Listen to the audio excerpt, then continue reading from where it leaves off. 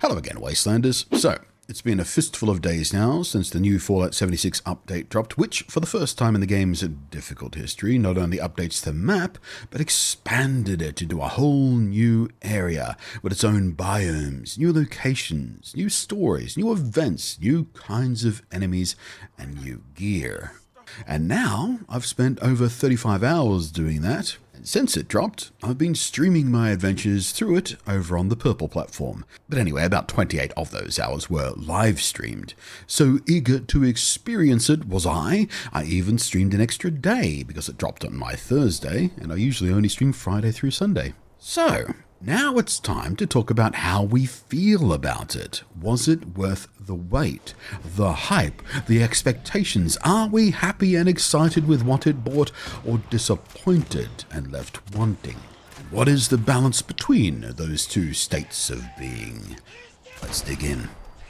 But actually, before we dig in, would you please, and I've stopped begging for this because it annoys even me, but please interact with the video. Give it a thumb, especially drop a comment. The number of comments on my videos recently has died in the arse, and I don't understand why. I think it's because more people are watching on mobile and comments are janky on mobile, or people don't want to scroll down a little bit to leave a comment or whatever, but it's killing me in the algorithm, so please, just interact with the video in some way. Subscribe, bell, comment, thumb, all of the above. God, please. Now, the biggest complaint I think I'd have about the Skyline Valley update is, well, frankly, I was rather hoping for more content, more actual crafted content specifically. What I mean by that is more quests, more stories, more NPCs to talk to and to get a feel of, who they are and what they're doing and what they're about. Fallout-y stuff. As it stands, Skyline Valley has a single main questline which consists of just 11 short chapters to work through, taking you from meeting the new characters in the first place all the way through to the ending. And that was fine. Most core quests in Fallout are like that. Fairly short, broken up into sub-quests, and decently paced. Not you, Rose. And fun to explore and pull apart the machinations, motivations, and character of the new NPCs you're meeting, not just through the dialogue trees, but other little notes and bits and pieces and terminal entries laying around. And I did very much enjoy the journey of Vault 63's residents that we did interact with, and all of those above things. They are well-written characters that I enjoyed interacting with, but that's also all there is. There is exactly one optional side quest where you help some rando dude find out what happened to his 3 friends, and that's basically just a breadcrumb trail thing. It's a very simple quest where all you do is find a body, follow the blood, find one of their belongings, and then return them to him in the end. And what's worse, it feels unfinished. There's still unanswered questions about the fate of the last one, for example, and the quest giver is far from interesting. He doesn't have any extra dialogue or anything interesting to say. He's got no history and seems to have no story of his own at all. He's literally just a quest giver. He might as well be a terminal entry saying, go find Joe and his hat, and Marie and her left shoe. There is also one hidden quest, which I'm not going to spoil for anyone here, but it involves finding a note at a specific location, and it's a little bit of a treasure hunt. And I did enjoy that, following the clues, figuring them out, and finding a little reward at the end. That was fun. But that's also all there is of that. I was hoping for so much more. There is more than 30 new locations, and there's at least a couple of significant new locations that, when I saw them on the public test server, I was sure would contain a population of NPCs with side quests and daily quests and the same type of richness and location and sort of casual dialogue that we find in existing places on the old map.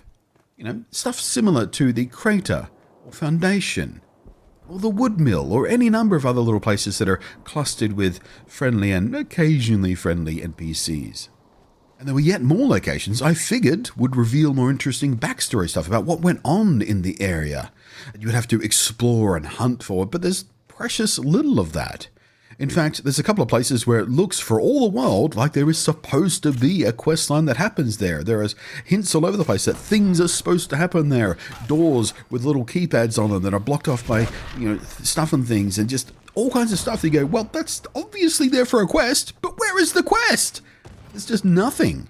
It almost feels like, in fact, it very much feels like this was rushed out before it was complete. So they just launched it without that stuff in there. And instead, they'll be piecemealing out the rest of this in smaller updates. Or, if I'm being generous, and Bethesda really haven't earned that, but if I was feeling generous, I would say it wasn't rushed. The plan was always to drip feed new content into these areas. Well, they really needed to have more on the plate to start with before they started that drip feed, in my opinion. Now, yeah, I know. It's all free content and all, and just be happy with what you get and whatever your excuses there are. And I appreciate that. It is free content, and I do like that Bethesda have kept up with 76 even after its disastrous launch, and they've sort of attempted to, in fact, succeeded in redeeming the game in the eyes of the players. Perhaps not as strong as a redemption as like Cyberpunk or No Man's Sky, but a redemption nonetheless. It is genuinely fun to play now. And since I came back to it a few months before the TV show came out, I've spent multiple hundreds of hours playing the game and enjoying it. But something about the thinness of this update just... It compared with the efforts of the likes of Cyberpunk and No Man's Sky and what they've done over the years to maintain their hard-earned redemption arcs and the player trust, it all feels just a little bit lackluster somehow. In fact, it is kind of little more than the cupful of content we got with the Atlantic City questline. And since this was not a self-contained box of story like the Atlantic City expedition was, instead it's a full-on expansion of the core content map, I was expecting, I think rather fairly, a lot more, content. Now, all of that said, I genuinely have been enjoying what we did get. Like I said, I really enjoyed working through the new main quest line. I love the presentation of the new locations. Some of the new areas are wonderfully rich environments with all kinds of stuff going on environmentally and the way the sort of map is laid out and everything. And everything from deeply creepy and intimidating locations to genuinely pretty spots. The new mobs are fine, I suppose. The Thrashers, that'd be the mutant turkeys, were a mild disappointment. I was hoping for a larger threat from them. And the new Lost variation of the ghouls, very cool looking, very, very cool looking. I love them. But they don't actually do anything new or functionally different from regular ghouls, so they're just kind of a reskin, really. They're no more interesting to fight than regular ghouls are, and regular ghouls are not very interesting to fight. I was hoping they would do something more interesting with their sort of stormy lightning powers or whatever, but you don't have to find a new way to fight them or anything. Sometimes they explode a little bit when you kill them, but that hardly does anything at all. And there are no new larger enemies either, no new cryptids, no new animals on the scale of the Myler Queen or the Blue Devil or even the humble Deathclaw, for crying out loud. I was hoping for more there too. If not something new, then at least a new variation that brought something new to the game. Finally, the new events. I quite like them. The open world one, the dangerous pastime one that happens at the power facility, is very fun, except when it's being spammed to death by meta-build cremator users who trivialize it so much it's basically 12 seconds of blinding, searing explosions, followed by 45 seconds of just standing around and waiting for the next enemy wave to spawn because it wasn't designed for them to be wiped out so quickly. I ran this event on the test server a couple of times where cremators did not exist, and it was so much more fun. It was hectic and terrific and wild and just flooded with a constant rush of chaos and full alertness at the whole time. It was so much fun. I was so excited for it. But then it got to the live service where people have cremators and it's as dull as a bowl of store-brand cornflakes. You just stand there while 3 or 4 players just unload their epilepsy guns and ruin it for everybody. Bethesda seriously need to do something about the epilepsy gun. They need to nerf it hard so nobody uses it anymore. I don't care how many people that's going to upset. Get rid of it. It ruins the experience for every other kind of build in the game. But the other event, tied to the nuke drop, the neurological warfare one, is fine. Not quite as fun, I don't think. I feel like it would have been better balanced if we had more waves of smaller enemies, robots just pouring out from everywhere, and more interesting mechanics around the attacks coming from the gigantic robots. But as it stands, it's just 3 massive, slow-moving damage sponges. There's very little real threat once you learn not to stand underneath their foot, and absolutely zero dynamic mechanics to worry about. You just kind of stand somewhere and unload damage. Occasionally you might have to move a couple of meters to the side, but then you stand there and unload more damage in the direction of the big, slow metal things. I love the new robots. I love their big design. I love the fact that they're so gigantic robo-brain things. They're cool, but they're just not interesting to fight. The event does, however, have some fun drops that I'm very interested in. The new items for camp I've been loving. The new clothing, the new weapons are all really nice. I've worked hard on that sort of stuff. I'm still waiting to get one of the rarer drops, the final of the new unique weapons that can drop from this, the Anchorage Ace. Haven't got that yet. Looking forward to it, though. But there is a lot of new drops to chase with this event, which does make it worth doing and make it desirable to rush over to when it triggers. It's also worth doing for the standard drops you get. The amount of improved repair kits, for example, you get from these events is huge. The same goes for plasma grenades, particularly dangerous pastimes. You get tons of plasma grenades. I have stopped picking them up because I'm carrying too many of the damn things now. So it's worth doing them for that alone. So yeah, I have complaints that mostly revolve around my expectations and hopes being a little higher than Bethesda was managing to meet. I don't think I was wrong to have my hopes set where they were. It's not like I was super hyped with sky-high hopes. I thought my hopes and dreams and expectations were pretty reasonable. I wasn't asking for anything earth-shattering. I wasn't expecting the game to, dramatically change and reinvent itself or anything. So what we got is fun, and I liked engaging with pretty much all of it, and I'm still eager to continue to engage with all of it. I also feel like we didn't get enough for this first of its kind update.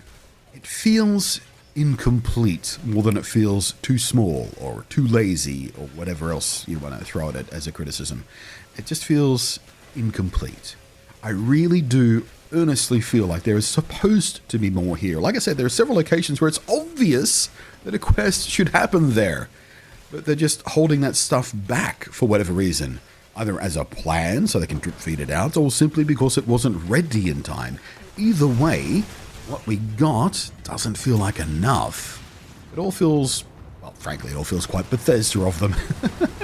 And yeah, on that note, the bugs. There's several new and wild kinds of bugs. I've run into many of them already, but that's hardly newsworthy in a Bethesda game, so I'm not going to bother going on about it. That's kind of comes with the territory of a Bethesda game or the creation engine. Just kill the creation engine already. It's so old and so creaky. Move on, Bethesda, I beg you.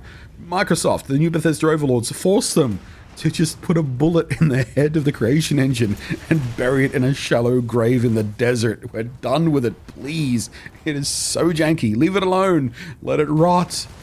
I mean, if this update came along without bugs, without any new bugs, or even just fix some old ones, that would have been worthy of remark, but as it stands, not really. But of course, it is a Bethesda update, which means it has a bunch of its own bugs, and it broke a bunch of years-old content for no particular apparent reason. Even tiny stuff like Biv, the alcoholic robot, he's broken right now. I don't know why. He's got nothing to do with anything in the new update. But shit like that's just a Tuesday for Bethesda to break shit that has worked fine for years and suddenly doesn't.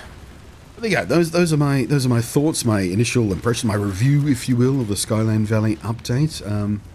I liked what we got. I just would have liked to like more. You know what I mean. Thanks so much, and I am glad to thank you as always to the patrons scrolling way up above there for your above and beyond support. I appreciate each and every one of you. We'll catch you next time.